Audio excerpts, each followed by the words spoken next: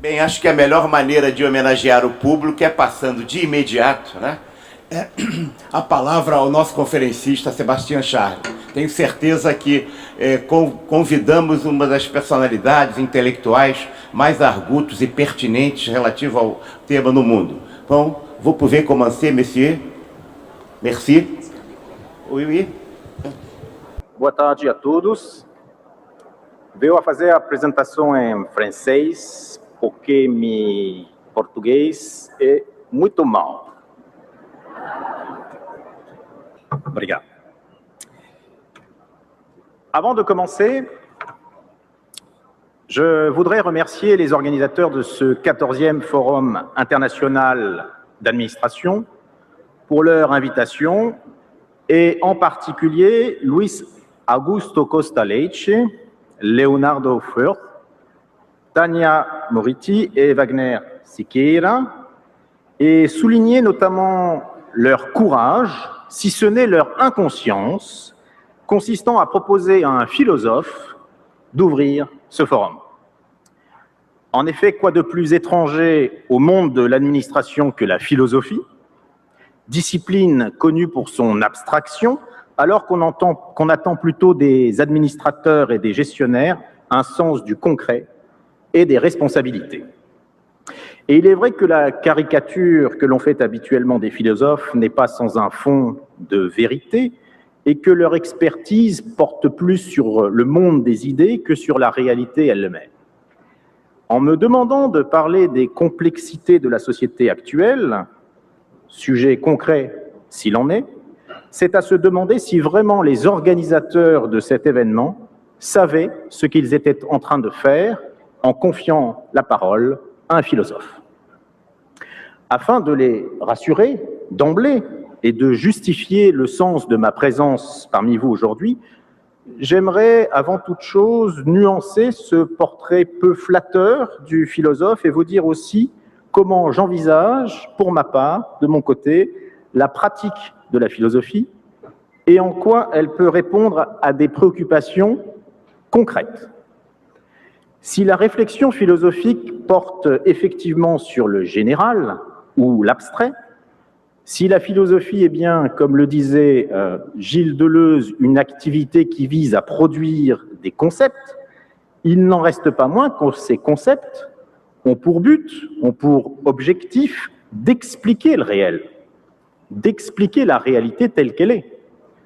Quand Platon évoquait les idées ou les formes pour rendre compte du monde sensible, quand Épicure lui opposait ses atomes, quand Nietzsche parlait, lui, de volonté de puissance, ou encore quand Marx évoquait la lutte des classes, il prétendait parler du monde tel qu'il est, ou du moins tel qu'il le percevait, tel qu'il le concevait, et se servir de ces concepts, les formes, les atomes, la volonté de puissance, la lutte des classes, pour le décrire. Le problème, bien souvent, c'est que le philosophe en vient à plier le réel pour le faire entrer dans le concept censé lui donner son sens. Que le philosophe ne prend pas de distance à l'égard de sa théorie, censée dire la vérité dernière des choses, et qu'il manque ainsi le réel qu'il prétendait pourtant définir, parce que le réel, par définition, excède tout concept. Bref, l'erreur habituelle du philosophe, ce n'est pas d'être abstrait, c'est de croire que l'abstraction suffit et qu'elle peut tout expliquer, et c'est ce qui le rend, au fond, ridicule. Si les concepts sont utiles, il faut aussi savoir s'en méfier, ce que, en général, les philosophes ne font guère, mais ils ne sont pas les seuls, comme vous le savez, car dans le monde de l'administration et du management, on aime aussi les concepts. Et on pense souvent que les concepts suffisent par eux-mêmes à orienter l'action des administrateurs et des gestionnaires, comme si, là encore, la magie des concepts pouvait opérer toute seule comme par miracle et créer d'elle-même de bonnes habitudes de gestion. Et vous savez tous que tel n'est pas le cas. Pour en revenir aux philosophes, il n'en reste pas moins qu'il existe au sein même de la tradition philosophique des penseurs qui ont choisi de se méfier des concepts et de ne leur conférer qu'un statut opératoire afin de mieux penser le réel sans vouloir pleinement et totalement l'expliquer ou le justifier. C'est dans cette orientation que mon travail s'inscrit et que le concept que j'ai développé ces dernières années avec le sociologue français Gilles Lipovetsky, le concept d'hypermodernité, doit être compris. C'est d'ailleurs ce concept, celui d'hypermodernité, qui va me permettre de répondre en partie à la question qui m'a été proposée par les organisateurs de ce forum quand ils m'ont demandé comment devaient être administrées les complexités de 2015 et quelle vue d'ensemble on pouvait prendre aujourd'hui sur nos sociétés. Il me semble en effet que le concept d'hypermodernité est à même de nous permettre de nous interroger sur les défis auxquels nous faisons face afin de mieux les comprendre, défis qui semblent particulièrement s'être complexifiés durant les 15 premières années de ce nouveau siècle qui ne fait encore que commencer. Mais qu'est-ce que ce concept étrange et quelque peu grandiloquent d'hypermodernité signifie? Comme le préfixe hyper le laisse entendre, l'hypermodernité caractériserait aujourd'hui une exacerbation, un emballement de la modernité. Dans ce cas, pour en comprendre pleinement la signification, pour savoir de quel emballement il s'agit, il suffirait simplement de définir ce que c'est que la modernité, d'abord, et ensuite de penser cette modernité sous le régime de l'excès et de la démesure. Seulement, la définition de la modernité ne va pas de soi, et en général est qualifié de moderne ce qui est contemporain, ce qui se fait hic et nunc, ici et maintenant. Bref, nous serions tous des modernes, puisque la modernité, c'est ce qui se fait maintenant, et non des hypermodernes. Comme vous vous en doutez, avec les philosophes, les choses ne sont jamais si simples.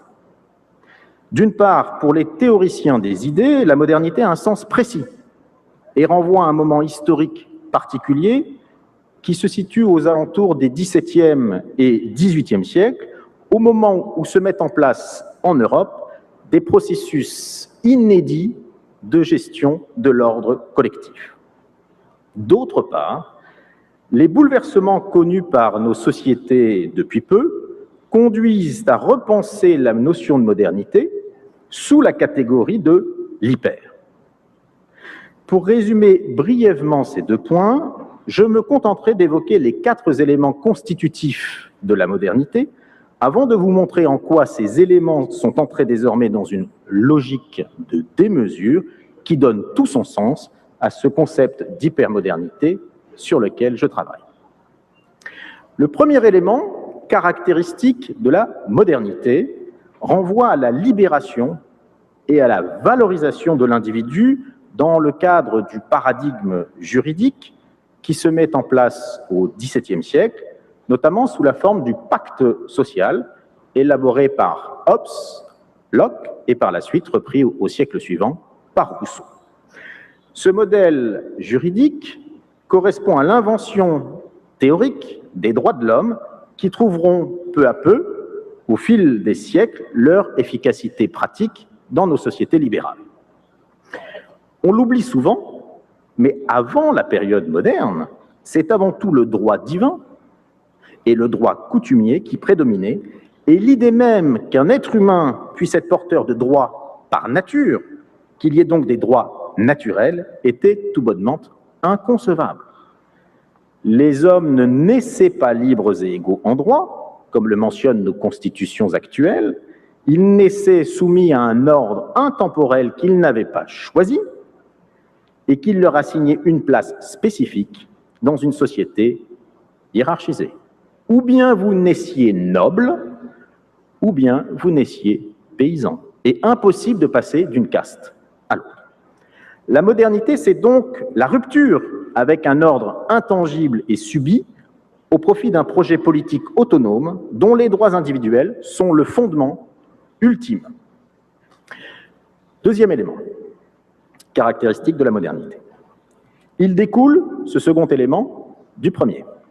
Si les hommes naissent libres et égaux en droit, alors le système politique le plus adapté à cet état de fait est bien sûr la démocratie, comme l'a montré Rousseau.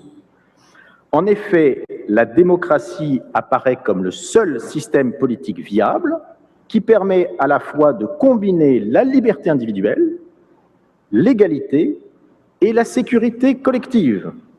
Système politique, la démocratie, qui, pour respecter la liberté de chacun, et notamment les croyances individuelles, ne peut que favoriser la neutralité en matière religieuse. Là encore, la rupture avec l'ordre établi, l'ordre ancien, est évidente, puisque l'ancien régime était envisagé comme une structure pyramidale, qui trouvait sa traduction logique au plan politique dans le système monarchique et au plan spirituel dans la reconnaissance d'une seule religion qui n'admettait aucune exception. La modernité, c'est donc la rupture avec toute forme de pouvoir absolu et unilatéral au profit d'une société ouverte, faite de débats et de recherche de consensus. Troisième élément. Ce troisième élément s'inscrit dans la même logique de libération des individus à l'égard des anciennes formes de pouvoir, puisqu'il vient traduire dans les faits, concrètement, la liberté individuelle sous la forme de l'esprit d'entreprise et qui permet, par la médiation de la propriété privée, l'émergence de la société civile contre l'État. Au fond, au plan socio-économique, la modernité est le moment où la promotion du marché s'affirme comme système économique régulateur le plus performant. De même que pour les deux premiers éléments, le changement est ici brutal par rapport aux sociétés prémodernes où l'économie était peu valorisée, le marché étant considéré comme un mal nécessaire et l'accumulation de richesses comme un vice dans des sociétés où la pauvreté et la simplicité étaient présentées comme des vertus. Le dernier élément caractéristique de la modernité, c'est le développement d'une conception scientifique nouvelle, fondée sur l'expérience et sur la méthode hypothético-déductive, qui se donne pour finalité, via l'innovation technique et le progrès scientifique, la fin des labeurs éprouvants, l'allongement de la durée de la vie et la disparition des épidémies meurtrières. La fracture, une fois encore, avec le monde prémoderne est radicale, puisque les sociétés traditionnelles avaient plutôt tendance à se penser par rapport au passé, répétant les coutumes dont elles avaient hérité, et non par rapport au futur, l'idée de progrès leur étant en grande partie étrangère. Le monde moderne, c'est donc un monde structuré par la technoscience et qui fait de l'innovation un puissant moteur de changement. Comme vous le voyez, l'entrée dans la modernité, qui est à l'échelle de l'histoire humaine toute récente, signifie un bouleversement radical de la manière d'être au monde dont nous sommes toujours les héritiers. En effet, les 4 éléments que je viens de mentionner forment toujours l'horizon indépassable de nos sociétés. Si nous ne les appréhendons sans doute plus avec la même candeur et avec la même naïveté que les hommes de la première modernité, qui pensaient notamment que l'alliance de la reconnaissance des droits naturels, de la démocratie, de la science et du marché allait régler en bonne partie tous nos problèmes, il n'en reste pas moins que nous n'envisageons pas d'avenir possible hors de la modernité.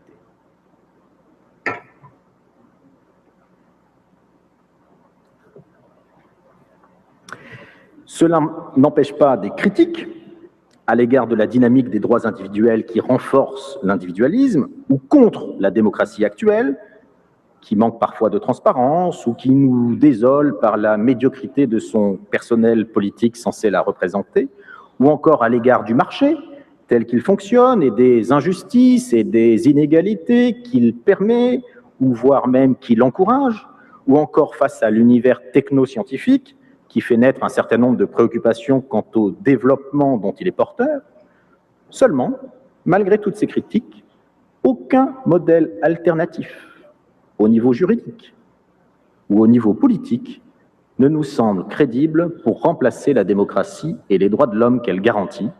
Et plutôt que de vouloir l'abolir, nous souhaitons avant tout la renforcer, la réformer et la rendre conforme à nos aspirations actuelles en faveur d'une meilleure représentation politique et d'une plus grande justice et égalité sociale.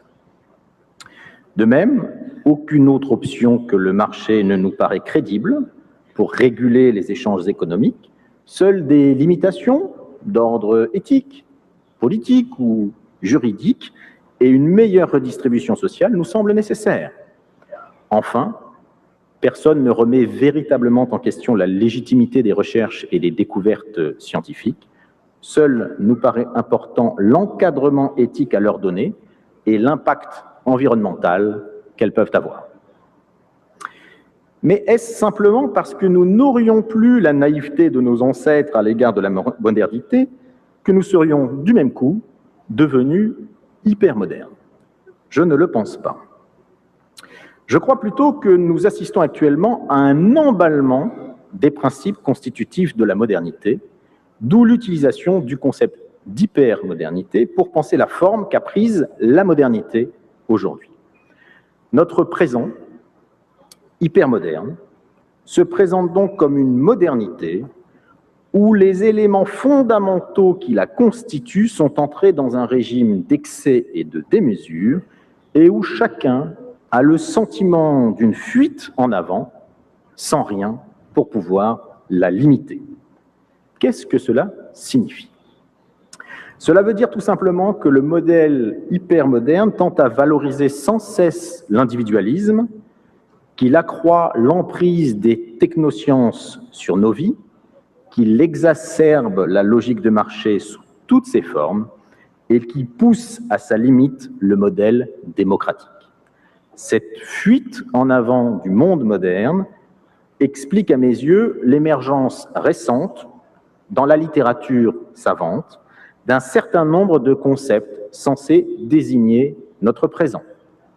Métamodernité, ultramodernité, surmodernité, seconde modernité, modernité liquide, pour reprendre l'expression de Zygmunt Bauman, ou bien encore, celle utilisée par Gilles Lipovetsky et moi, hypermodernité. Tous ces termes ont en commun d'évoquer une radicalisation des phénomènes modernes. S'ils témoignent tous d'une même intuition, le terme d'hypermodernité me paraît malgré tout le plus adéquat, en ce que le superlatif hyper colle mieux à cette idée d'une radicalisation de la modernité, comme en témoigne d'ailleurs sa reprise sous de nombreuses formes. Hyperactivité, hyperinflation, hyperlien, hyperréalisme, hypertexte, hyperpuissance, hypersensibilité, hypersexualisation, hyperterrorisme, hypervigilance, et j'en passe. Dans cette perspective, l'hypermodernité, c'est une modernité radicale, caractérisée par l'exacerbation et l'intensification de la logique moderne, au sein de laquelle les droits de l'homme et la démocratie sont devenus des valeurs incontournables, ce qui explique une demande sans cesse renouvelée de politiques participatives et une explosion des revendications en termes de droits collectifs et communautaires, une globalisation du marché et son extension maximale qui envahit non seulement les lieux les plus reculés de notre planète, mais aussi toutes les sphères de notre existence, avec pour conséquence qu'un certain nombre de liens sociaux se pensent maintenant comme des liens marchands, une excroissance vertigineuse des recherches et des découvertes scientifiques, avec les conséquences éthiques que cela pose, notamment en biotechnologie, où la notion même d'humanité est remise en question par de possibles clonages d'êtres humains. La première modernité avait comme avantage de fournir une finalité positive à ses propres excès et de présenter un avenir glorieux vantant une humanité réconciliée avec elle-même, une disparition des inégalités et de l'exploitation, une coopération internationale et une concorde universelle. À l'inverse, notre hypermodernité, notre seconde modernité, se présente, elle, comme une modernité dépourvue de toute finalité, autre que l'approfondissement de sa propre logique, fonctionnant à plein régime sans pour autant pouvoir justifier son propre développement, ni sembler parvenir à s'auto-limiter. La première modernité était encore limitée par des conceptions traditionnelles qui donnaient à l'État un rôle précis, celui de planificateur et d'administrateur de la vie économique, qui valorisait la nation et le sacrifice individuel pour le bien-être collectif, qui laissait à l'Église un rôle essentiel de contrôle des consciences et d'organisation de la vie sociale, et qui légitimait la division immémoriale des sexes et la soumission du féminin au masculin. Non seulement ces anciennes conceptions ne dominent plus désormais, mais leur signification même fait défaut. Qui, dans nos sociétés libérales, serait effectivement aujourd'hui en faveur encore de la soumission du féminin au masculin? Contre elles, contre ces anciennes conceptions, la société hypermoderne s'est construite autour d'une société civile faisant rempart aux prérogatives de l'État. Elle a donc miné la conception même de l'État-providence. L'idée de nation s'est elle-même émoussée, et quant au sacrifice individuel pour la nation, je n'en parle pas. La religion semble conserver un rôle plus folklorique que réellement structurant, et la reconnaissance de l'égalité des sexes est désormais une valeur partagée.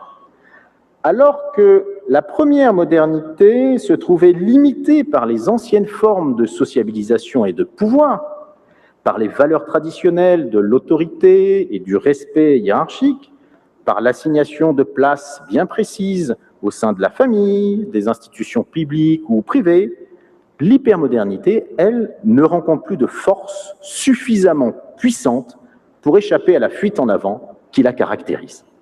Il faut sans cesse innover, se transformer, se réformer, encourager la mobilité et la flexibilité comme si aucune autre alternative à ce culte de la transformation permanente n'était possible.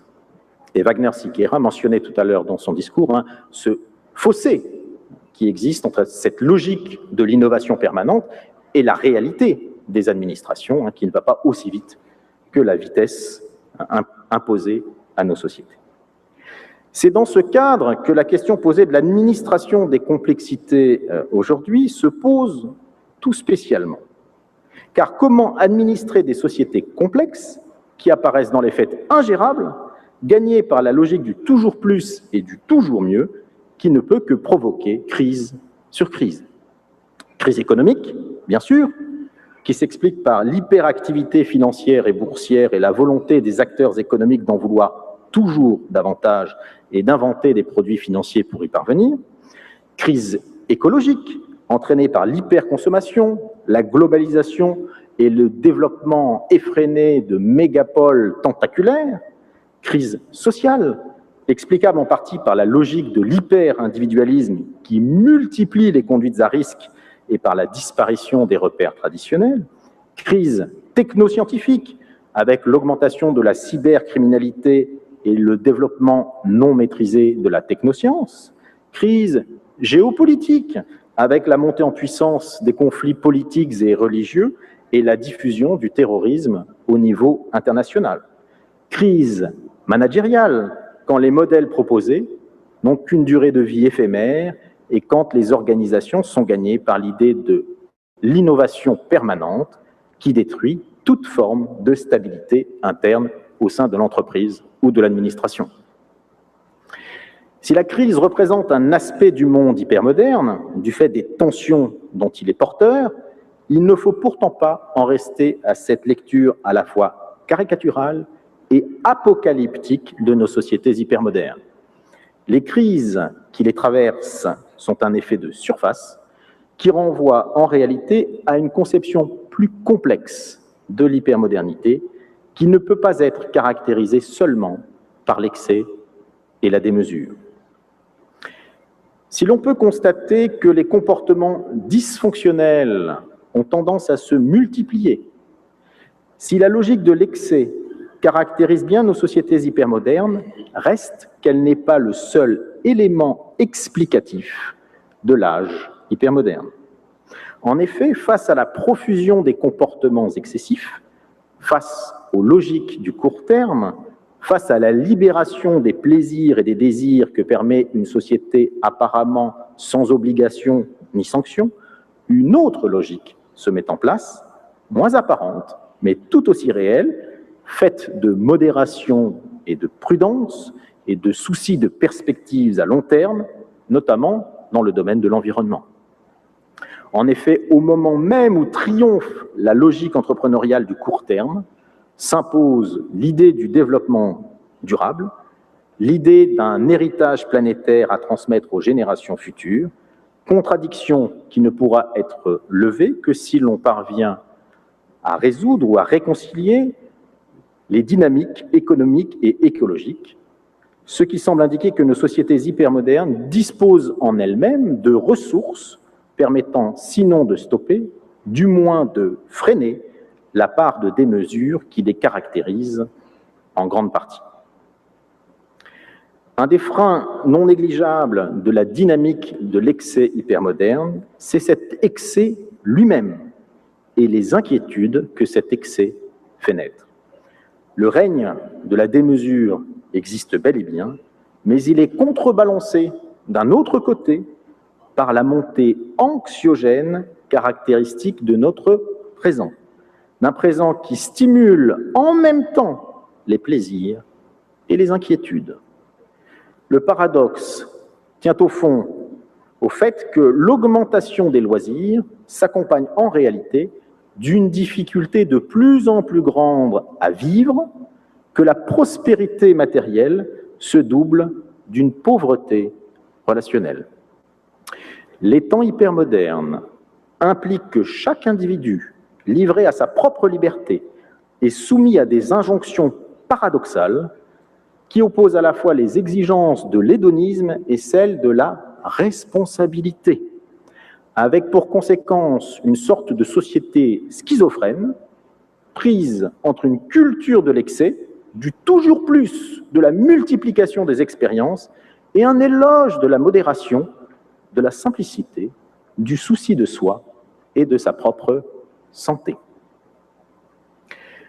Pour rendre plus concrets ces paradoxes hypermodernes qui renvoient à ces exigences contradictoires que sont d'un côté la performance et de l'autre la modération, d'un côté le dépassement de soi et de l'autre la prudence, je prendrai 3 exemples qui permettent de les mettre relativement en exergue, à savoir le corps, la sexualité et le travail.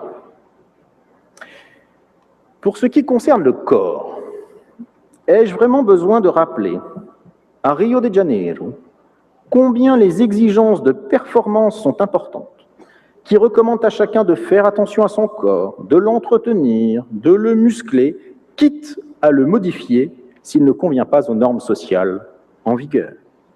Comment nier cette volonté de nos contemporains, et en particulier des femmes, de viser l'idéal de la minceur et de la jeunesse, que ce soit en dissimulant les signes de l'âge ou les imperfections du corps, et l'importance qu'ont pris aujourd'hui les régimes, les cosmétiques et évidemment la chirurgie esthétique. À cela s'ajoute l'obsession de la santé physique et mentale et la volonté d'être toujours en forme, qui se traduisent par le recours à des suppléments nutritionnels et à des produits dopants.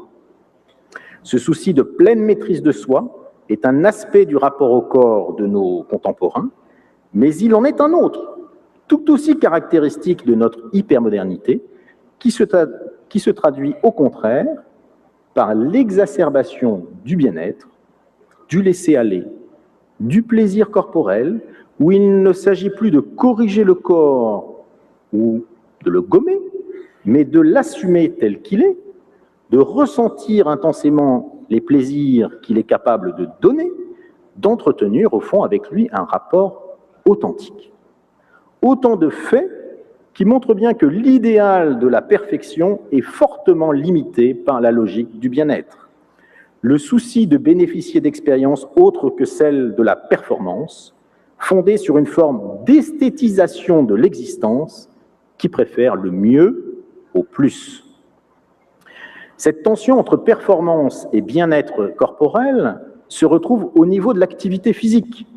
En effet, le culte de la performance vis-à-vis du corps est particulièrement bien illustré dans le sport, où l'on doit se dépasser sans cesse pour gagner et où l'important est de battre les uns après les autres les derniers records établis.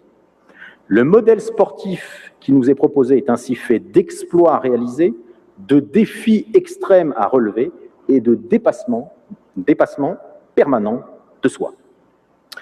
Le revers de la médaille de ce culte de l'excellence sportive, c'est bien sûr l'explosion du phénomène du dopage, non seulement chez les professionnels, mais aussi chez les amateurs. Sans compter les effets délétères de ce culte de la performance sur la santé physique et psychologique des individus qui s'y adonnent. Seulement, cette valorisation du corps par le recours à l'activité physique et sportive renvoie aussi à un autre phénomène qui n'a rien à voir, lui, avec la logique de la performance, à savoir, là encore, l'esthétisation de l'existence. Dans ce contexte, le sport apparaît non plus sous l'angle de la compétition, mais sous celui du plaisir à pratiquer une activité conviviale, à profiter de son temps libre, à découvrir de nouvelles disciplines sportives. Mieux, le sport est vu comme le meilleur moyen non pas de pousser son corps à la limite ultime, mais plutôt de le maintenir en forme et de rester en bonne santé. En multipliant en même temps les exigences de performance et de bien-être, en proposant à la fois aux individus de se dépasser et de se modérer, nos sociétés hypermodernes sont bien la source de tensions et de paradoxes qui en rendent difficile la compréhension et évidemment la gestion. Les mêmes paradoxes peuvent être relevés pour mon second exemple, à savoir la sexualité dans le monde hypermoderne. Là aussi, les injonctions du modèle de la performance sont nombreuses. Dictature de l'orgasme auquel il faut parvenir à tout prix, allongement de la taille du pénis pour augmenter les performances sexuelles, calibrage des mensurations féminines pour répondre à une vision standardisée du corps, utilisation du Viagra pour être performante à tout âge, nécessité de tout découvrir et de tout essayer dans un marché érotique qui introduit sans cesse de nouveaux produits, explosion de la pornographie sur le net, etc. Voilà bien des éléments qui présentent l'hypersexualisation contemporaine sous la forme de l'excès, dont la norme principale serait, là encore, la performance. Dans ce cadre d'analyse, la performance sexuelle devient en effet une contrainte à laquelle on ne peut échapper et l'impossibilité d'y parvenir un drame individuel. Mais qui ne voit qu'il ne s'agit là que d'une facette de la sexualité contemporaine? D'autres idéaux que la performance existent, tout aussi puissants, comme la qualité de vie, l'authenticité des relations interpersonnelles, la quête d'un amour durable et partagé, la force des sentiments, qui constituent des exemples remarquables de cran d'arrêt à l'hypersexualisation contemporaine. Si le culte de la performance existe bel et bien en matière sexuelle, il est largement marginalisé par la recherche du bien-être affectif et relationnel, qui d'ailleurs n'interdit pas le plaisir sexuel et l'érotisme, mais vécu en dehors de la sphère de la performance. Là encore, il faut comprendre que la société hypermoderne n'est pas une société uniforme ou univoque, qu'elle est traversée par des logiques diverses, différentes, qui peuvent être conciliables ou bien antinomiques. Seulement, ces logiques ne sont pas simplement sociales. Elles sont aussi intériorisées par les individus, ce qui explique en partie la fragilité des personnalités contemporaines, ballottées entre des recommandations et des idéaux divergents. Face à la disparition des anciennes normes sociales, Église, écoles, partis politiques, etc., face à l'autonomisation progressive des individus par rapport à ces formes collectives traditionnelles, la famille, l'école, la religion, la classe sociale, les partis politiques, force est de constater que nos contemporains ont acquis une indépendance réelle par rapport aux liens sociaux traditionnels, mais qui se traduit en retour par une perte de repères et un sentiment de désorientation généralisée qui produisent une difficulté de vivre indéniable et partagée. Comme si le bien-être collectif de masse, procuré par la civilisation des loisirs et l'abondance des biens matériels, censés apporter le bonheur pour tous, se traduisait en fait, au niveau individuel, par le malheur de chacun. Comme si la multiplication des plaisirs proposés par notre société d'hyperconsommation produisait en retour des individus blasés et déçus par ce qui leur est offert. Mais pourrait-il en aller autrement, quand existe un gouffre évident entre ce qui est offert et disponible et ce qui est vécu et possédé, et quand les remèdes traditionnels censés les combler ne fonctionnent plus ou mal? De là les frustrations et les déceptions dont se nourrit le climat actuel. Et le travail, dans tout cela, me direz-vous? Qu'en est-il de la valeur travail et de sa gestion au sein des organisations qui sont les vôtres? Et comment motiver au travail quand la dimension des plaisirs et des loisirs s'accroît parallèlement aux déceptions et aux frustrations d'employés de plus en plus exigeants et de moins en moins fidèles à l'organisation à laquelle ils appartiennent? Car ne nous leurrons pas sur ce point, le processus d'hyper-individualisation est également à l'œuvre dans le monde de l'entreprise et il contribue à miner l'évangile du travail fordien au profit des loisirs et du bien-être, avec pour conséquence que le véritable investissement d'une grande majorité de travailleurs ne se fait plus du côté de la vie professionnelle, mais du côté de la vie privée et du temps personnel. Vous pourriez me répondre que le monde du travail actuel, qui s'est éloigné du modèle entrepreneurial traditionnel, disciplinaire, hiérarchique, au profit d'un nouveau mode de régulation organisationnelle plus souple et plus flexible, où le pouvoir est plus diffus et plus dispersé dans l'entreprise, a tâché de répondre en partie à ces nouvelles exigences des individus contemporains. Sur ce point, vous avez sans nul doute raison. Et il est effectivement plus plaisant de travailler chez Google de nos jours que chez Ford au siècle passé. Reste que Google constitue une exception et non pas la règle, et que les défis du monde du travail aujourd'hui sont à chercher ailleurs, notamment du côté de la compétition et de la concurrence due à la globalisation des marchés, de l'efficience et de l'optimisation des processus de production et de gestion, des normes techniciennes et de la performance organisationnelle qui font du milieu professionnel tout autre chose qu'un lieu de plaisir.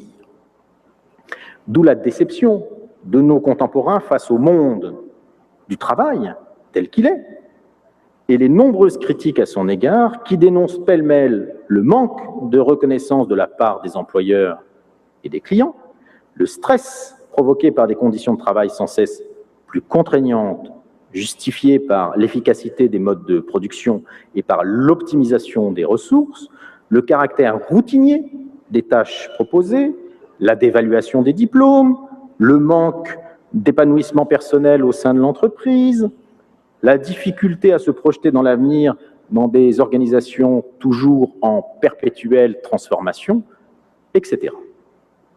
Difficile après de reprocher aux salariés leur peu d'investissement dans leur organisation, car c'est plutôt le contraire qui serait étonnant. Le management a bien sûr cherché à trouver la parade à ce désenchantement, notamment en privilégiant de nouveaux modes de gestion, comme la méthode Lean par exemple, et en reconnaissant l'importance de la satisfaction au travail et la nécessaire valorisation du potentiel et des compétences de chacun. Mais en insistant sur l'autonomisation, la responsabilisation, la performance et la créativité des individus, en leur demandant de se fixer à eux-mêmes des objectifs sans nécessairement leur donner les moyens de les atteindre, ou en leur suggérant d'aller toujours au-delà des objectifs fixés pour contribuer à la réussite de l'entreprise, le nouveau modèle managérial ne pouvait qu'échouer. Comment s'étonner dès lors de la multiplication des congés pour épuisement professionnel, des burn-out ou des dépressions, quand on sait qu'il est impossible pour un individu d'être toujours performant et à la hauteur d'idéaux qu'il se donne à lui-même et qu'il se reproche de ne pas atteindre. Et ces idéaux ne valent pas simplement pour le monde professionnel, ils valent aussi bien sûr pour le monde privé. L'individu contemporain doit être un bon salarié, performant, un bon conjoint, un bon mari ou une bonne femme, un bon père de famille ou une bonne mère de famille, avoir une bonne relation avec ses propres parents, être performant donc dans tous les domaines. Vous comprendrez qu'il y a parfois de quoi craquer. Et n'est-ce pas s'illusionner que de croire que les salariés ne sont pas conscients que les nouvelles méthodes managériales mises en place pour le bien de l'organisation produisent en réalité plus d'insécurité et plus de pression en termes de rythme du travail? Et comment penser sérieusement que ce modèle de la performance et de l'efficience puisse être unanimement partagé quand on sait pertinemment que c'est le temps hors travail qui paraît le plus satisfaisant à la majorité des salariés et que c'est celui-là même qui est valorisé par notre société des loisirs. Cela ne veut pas dire que le travail n'importe pas. Il reste en effet un vecteur important de sens pour les individus parce qu'il leur donne un statut social, il leur permet de bénéficier des bienfaits de la société de consommation, il leur évite la marginalisation que provoque le chômage, mais cela signifie simplement que l'importance du travail décroît face aux attentes générées par la société de consommation de masse. Et si les salariés se montrent malgré tout assez satisfaits de leur travail, toutes les enquêtes le montrent, c'est souvent plus pour les conditions relationnelles et affectives qu'il permet et pour la reconnaissance qu'il offre que pour le travail lui-même, introduisant du même coup dans le domaine professionnel les mêmes attentes de bien-être et de réalisation de soi que celles qui sont recherchées dans le domaine privé. Alors, dans ce contexte où les relations de travail sont gagnées par la logique hypermoderne, comment gérer une organisation? Comment motiver des employés quand le souci du plaisir l'emporte sur la nécessité du travail? Je parle bien de nécessité du travail, car il ne faut pas se méprendre sur la chose.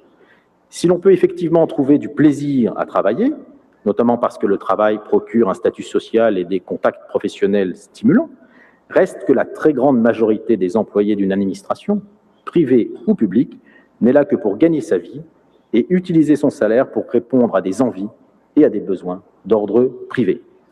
Le meilleur exemple que l'on puisse citer en faveur de cette évidence, c'est que la plupart des employés, de vos employés, s'ils gagnaient demain à la loterie, vous donneraient sur le champ leur démission.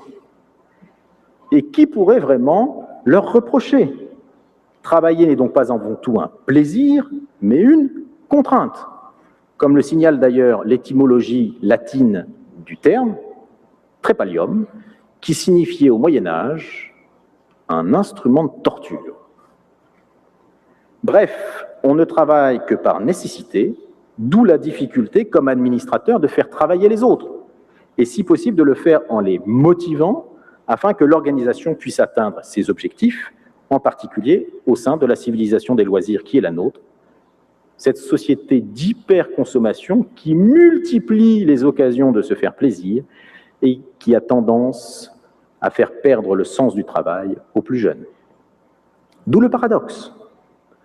Comment donner un sens au travail quand les employés pensent que le sens véritable de leur existence doit être pensé en dehors du monde du travail? Comment les motiver quand le travail leur apparaît sous la forme d'un châtiment ou d'une punition et que les vacances ou la retraite apparaissent comme les moments les plus plaisants de l'existence. Et comment leur donner tout à fait tort? Penser sans cesse au travail, ne vivre que pour son travail, n'est-ce pas avoir une relation quelque peu pathologique avec son métier? De plus, qui accepterait vraiment de travailler bénévolement, sans rien recevoir en retour? Tout travail ne mérite-t-il pas salaire, en contrepartie de l'investissement personnel que chacun y a mis? Si l'on doit rémunérer ses employés et ses collaborateurs, c'est parce qu'ils acceptent de faire quelque chose qu'ils ne feraient pas s'ils pouvaient y échapper. Ce qui laisse à penser que le travail n'est pas une valeur en soi, de l'ordre d'une obligation morale, même s'il a bien sûr une valeur économique et qui renvoie à une obligation, cette fois-ci, sociale et non pas morale. Si le travail n'est pas une valeur en soi, cela ne veut pas dire qu'il n'y a pas de sens à travailler, mais plutôt que ce sens doit être cherché en dehors du travail, car le sens du travail ne vaut qu'au service d'autre chose qui le dépasse et le transcende. Or, cette autre chose, ce ne peut pas être seulement le salaire. En effet, tout administrateur sait pertinemment que s'il veut motiver son équipe et retenir ses meilleurs éléments, il faut trouver une autre motivation que le salaire, car des organisations concurrentes seront toujours à même de proposer plus que ce que lui peut offrir. Il faut donc proposer aux meilleurs mieux qu'une simple bonification salariale, c'est-à-dire de quoi répondre aux aspirations les plus profondes des individus hypermodernes en termes de bien-être et de sécurisation psychologique. Être un gestionnaire d'expérience aujourd'hui, cela signifie fournir à ses salariés les meilleures conditions de travail possibles. Je récapitule. Les salariés ne travaillent pas par devoir ou par amour du travail. Ils le font par souci de considérations matérielles, comme gagner leur vie et faire vivre leur famille, mais aussi, et de plus en plus, en lien avec des préoccupations psychologiques importantes, comme le fait d'être heureux. Or, le bien-être n'est pas impossible au travail, même si le travail est d'abord vécu, comme je le rappelais tout à l'heure, comme une contrainte. Pour cela, il faut que les employés soient motivés, c'est-à-dire qu'ils aient envie de travailler, qu'ils le désirent et qu'ils y trouvent du plaisir. Être un administrateur efficace de nos jours, cela revient à stimuler l'envie de travailler de ses subordonnés, notamment en leur fournissant des conditions de travail telles qu'ils seront plus heureux à travailler pour vous qu'à travailler pour la concurrence. Si les employés ne travaillent pas par pur plaisir, rien n'interdit de faire en sorte qu'ils prennent malgré tout plaisir à travailler chez vous, à s'y sentir utiles, à participer à une aventure collective intéressante, à travailler en harmonie avec leurs propres valeurs, à être reconnus pour la qualité de ce qu'ils font et de ce qu'ils sont, éléments qui peuvent garantir une nouvelle forme d'attachement, plus affective que par le passé, à l'organisation. Et si vos subordonnés prennent plaisir à travailler sous votre direction parce qu'ils sentent que vous vous souciez de leur bien-être professionnel, s'ils ne trouvent pas de raison objective à quitter votre organisation, alors, en retour, cela devrait vous procurer à vous aussi ce bonheur au travail que vous leur donnez. Mais ils ne peuvent ressentir ce plaisir de travailler pour vous que si vous-même trouvez du sens à faire votre métier et que si votre travail vous procure un vrai épanouissement, que si l'on vous donne au fond de bonnes conditions de travail. Bref, c'est bien parce que le travail n'est pas une partie de plaisir que réfléchir à la question du plaisir au travail est un enjeu décisif pour les administrateurs que vous êtes, et ce peu importe qu'il s'agisse du plaisir des autres ou de votre plaisir propre. Où l'on voit que la dynamique hypermoderne s'est durablement immiscée dans le monde du travail pour repenser la structure au nom des idéaux de l'hyper-individualisme et de l'hyper-consommation qui ont fait du bien-être une passion démocratique partagée et de l'amélioration des conditions de vie le leitmotiv des revendications individuelles et collectives.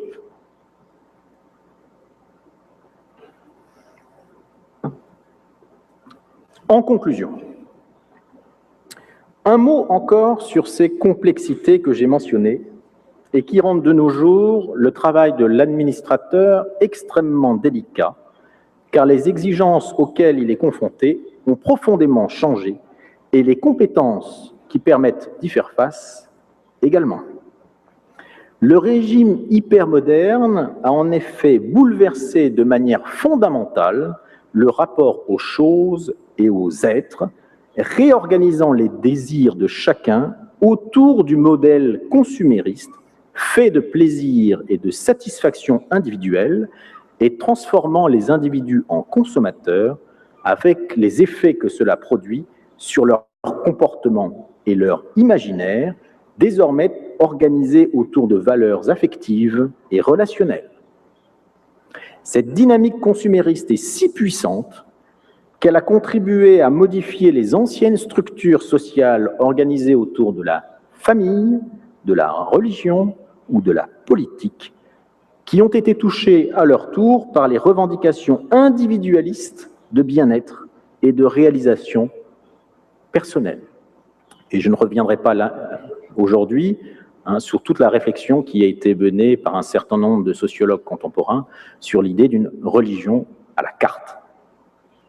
Dans cette perspective, le monde du travail ne pouvait pas, lui aussi, échapper à cette réorganisation du social autour de ces valeurs de bien-être et de réalisation de soi.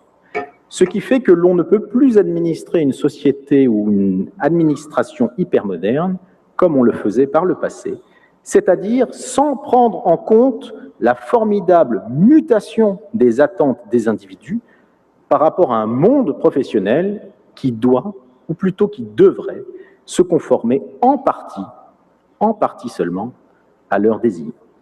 J'insiste sur le fait que le monde professionnel ne peut y répondre qu'en partie, car il a sa propre dynamique, qui est de rechercher la profitabilité, la satisfaction de la clientèle, l'optimisation des procédés de production et de gestion, l'efficience des ressources, dynamique qui paraît peu compatible avec la recherche de bien-être matériel et psychologique de nos contemporains. D'où cette série de paradoxes qui opposent performance et bien-être, efficacité et reconnaissance du travail accompli, amélioration des processus et valorisation des individus, respect des normes professionnelles et volonté de transgression de l'ordre établi, et qui doit être abordé au cas par cas. Car la manière de traiter cette logique paradoxale ne peut que différer d'une organisation à l'autre, les enjeux n'étant pas les mêmes pour l'entreprise privée et l'administration publique, par exemple, tout comme les marges de manœuvre permettant de répondre aux souhaits des salariés. Reste que la construction d'un environnement de travail sécurisant et valorisant, où les individus se sentent reconnus et en confiance, ne peut évidemment qu'aller dans le bon sens. Tout laisse à penser que ce travail collectif de réorganisation des modes de production et de gestion reste encore à faire, et que le management a un long avenir devant lui, car rien ne permet de croire qu'un modèle alternatif pourra s'imposer à court terme face à la logique hypermoderne. Ce qui veut dire que l'on ne peut contrecarrer les excès hypermodernes que par une réflexion elle-même hypermoderne, en tâchant d'inventer de nouvelles manières de vivre et de travailler, permettant aux individus de se construire et de se penser en dehors du simple modèle consumériste, au nom de valeurs et de buts existentiels autres que le renouvellement perpétuel des objets que promeut la logique de l'hyperconsommation. Si notre avenir à court terme n'échappera pas à la logique hypermoderne, reste que nos sociétés hypermodernes ne sont pas unidimensionnelles, qu'elles valorisent autre chose que la simple performance et qu'elles disposent de moyens leur permettant de saisir la négativité des excès de la logique hypermoderne et la positivité de leur limitation ou de leur réorientation au nom de valeurs autres que la simple satisfaction des plaisirs individuels par la consommation. Après tout, la société hypermoderne, dans sa logique paradoxale, produit tout à la fois un culte de l'excès et un éloge de la modération, une valorisation des comportements irresponsables et un appel à la responsabilisation de chacun d'entre vous. Il est donc temps que les outils dont nous a dotés la modernité, et en particulier la délibération collective et la prise en compte au présent des conséquences futures de nos actions, soient davantage mis au service du bien commun plutôt que des intérêts individuels ou corporatifs. L'hypermodernité apparaît souvent à nos contemporains comme un régime dépourvu d'âme. Ce n'est pas une raison pour ne pas essayer de lui en donner une. Muito obrigado.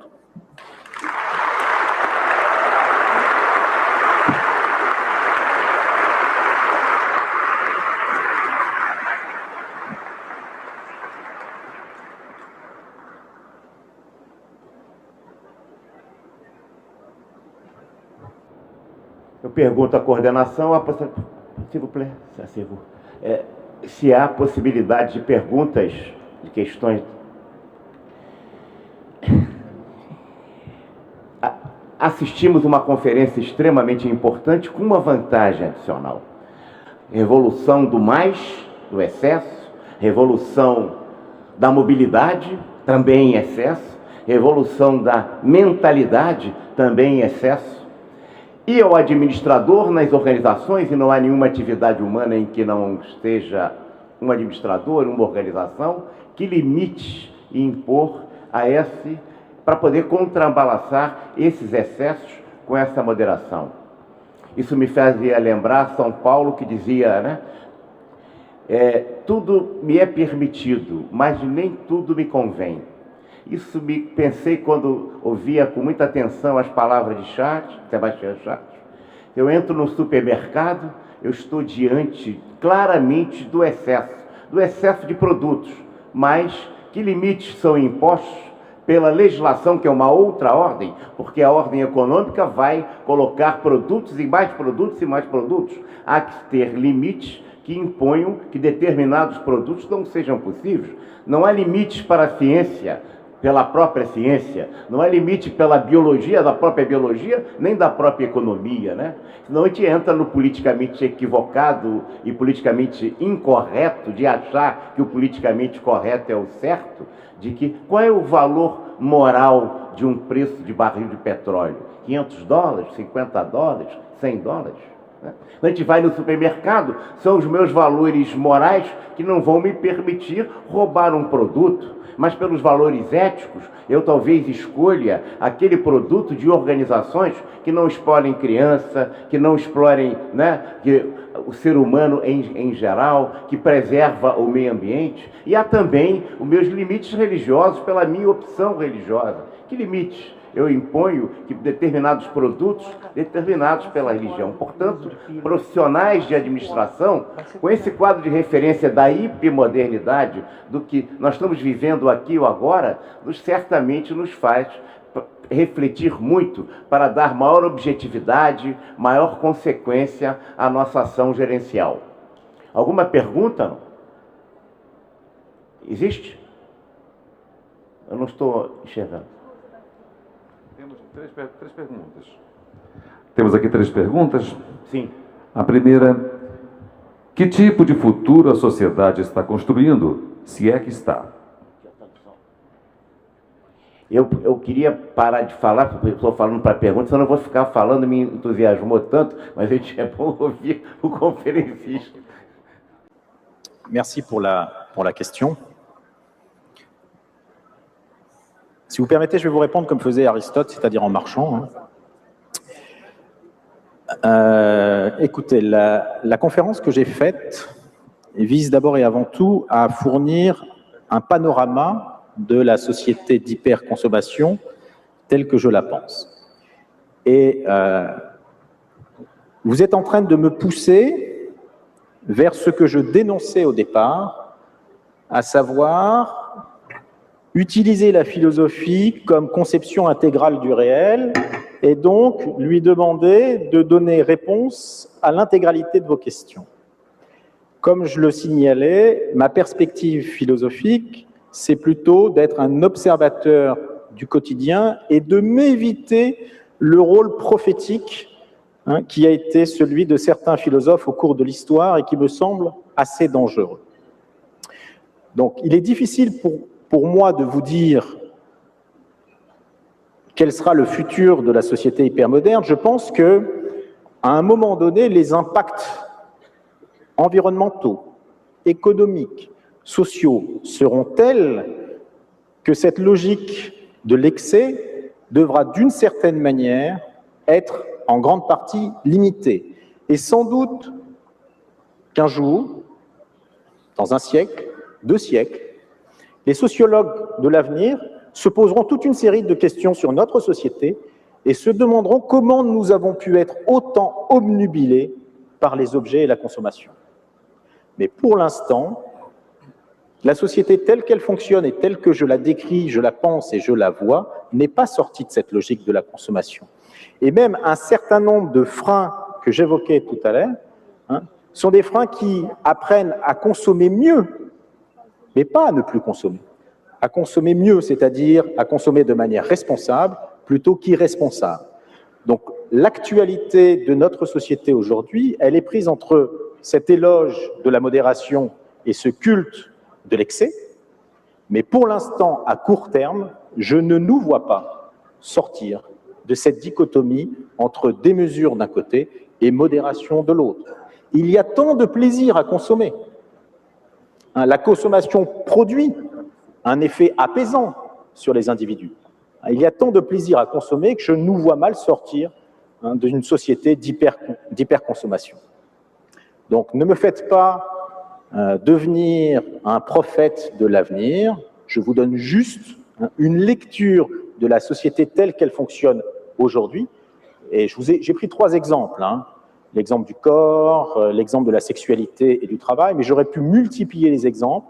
Et pour tous ces exemples-là, c'est la même logique qui s'affirme, la logique de la dichotomie. Et je ne pense pas qu'à court terme, nous allons sortir de cette logique de la dichotomie. Comme je vous le dis, il est fort probable qu'un jour, nous sortirons de la logique hypermoderne et que nos petits-enfants, ou les enfants de nos petits-enfants, seront étonnés que l'on ait pu vivre dans une société qui valorisait autant la consommation. Mais ça, je laisse à l'avenir le soin de trancher cette question. Vamos para mais uma pergunta.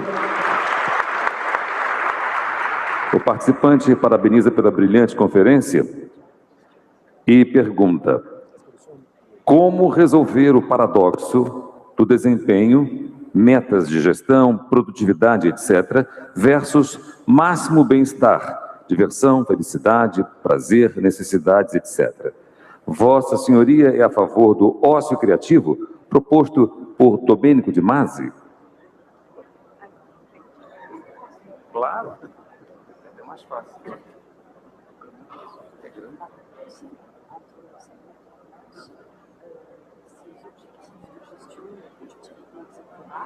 Contre ce maximum de bien-être, de motivation, ce que vous disiez, bonheur, plaisir, nécessité. Et est-ce que vous êtes pour cette ociosidité créative aussi? Est-ce que vous êtes pour l'ociosidité créative? Oui, peut-être l'oisiveté. Et voilà, et pour en proposer cette... Regardez. Donc il y a 2 questions en une, donc je prendrai le temps de répondre aux 2 questions. Alors effectivement, vous avez bien compris qu'il s'agit d'une logique paradoxale. D'un côté la performance, de l'autre côté la modération. Une logique paradoxale qui doit conduire vers une réduction des tensions si l'on veut effectivement que les individus qui travaillent au sein de nos entreprises et de nos organisations prennent plaisir à faire ce qu'ils font. Ça va, je ne parle pas trop vite pour la traduction? D'accord. OK? D'accord. Donc oui, il y a une tension qui doit être réduite si on veut que, au fond, la tension n'est pas totalement irréductible, parce que des individus qui se trouvent mieux dans leur milieu de travail sont aussi des individus plus performants. C'est un paradoxe en apparence, mais qui peut être réduit si effectivement on met en place des conditions de travail qui permettent aux individus d'être valorisés, de se sentir bien dans leur entreprise ou dans leur organisation, et donc d'être plus performants. Cela étant, comme je le disais en conclusion tout à l'heure, évidemment, cette réduction de tension, elle va au cas par cas. Elle n'est pas la même ou elle ne se présente pas de la même manière dans l'entreprise privée, où les impératifs de productivité sont plus grands que dans l'administration publique. Et vous avez des difficultés qui sont propres à l'administration publique. Il est beaucoup plus difficile dans l'administration publique de reconnaître la valeur d'un individu, notamment par la dimension salariale. Dans l'entreprise privée, un individu performant, vous allez pouvoir valoriser son travail en lui accordant une bonification salariale. Mais dans l'administration publique, moi qui suis gestionnaire au sein d'une université, j'ai des chercheurs qui ne cessent de venir me voir en me disant « je ne comprends pas, je fais de la recherche, je suis extrêmement performant, productif, et pourtant, moi aussi, j'ai 4 cours à donner comme mon collègue, qui ne fait que donner ses cours, qui ne fait pas de sa recherche et qui passe la plupart de son temps dans son chalet au fond des bois. » La conception assez classique du Canada comme lieu où chacun possède son chalet au fond des bois, qui est assez vrai en réalité. Qu'est-ce que vous voulez qu'un administrateur réponde à ce type d'exigence qui lui est faite par un de ses employés, alors même qu'il y a des conventions collectives, des syndicats, qui sont très sensibles à cette question de l'équité de la tâche, l'équité des fonctions. Alors effectivement, à titre d'administrateur, il faut que j'invente des méthodes de gestion qui permettent en réalité de reconnaître effectivement la productivité du chercheur en question, par exemple en lui retirant des charges de cours, tout en respectant la convention collective pour éviter d'avoir quelques problèmes avec les syndicats de mon université. Mais vous voyez bien que dans le monde de l'administration publique, la reconnaissance des employés, c'est ce qui sans doute fait le plus problème.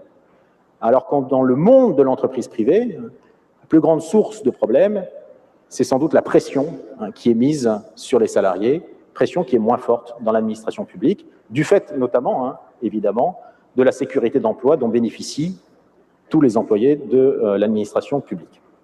Donc voilà, ça c'est la première des choses. Cette question ou cette tension, cette difficulté entre d'un côté les impératifs de la société du loisir et du bien-être et de l'autre les impératifs de la performance, elle ne peut être traitée qu'au cas par cas. Ça veut dire qu'il faut que quelqu'un vienne au sein de l'entreprise, fasse un espèce d'audit sur ce qui se fait à l'intérieur de l'entreprise et propose des solutions qui permettent de réduire cette tension. Il n'y a pas de réponse générale à la question posée. Il y a des réponses singulières qui concernent chacune de vos organisations. La deuxième question. Oui, bien sûr. Qui peut être contre la vertu? Qui peut être contre le loisir créatif? Évidemment, si vous voulez valoriser vos employés, vos salariés, vous devez leur laisser du temps. Et je le vois bien, à titre, là encore, d'administrateur.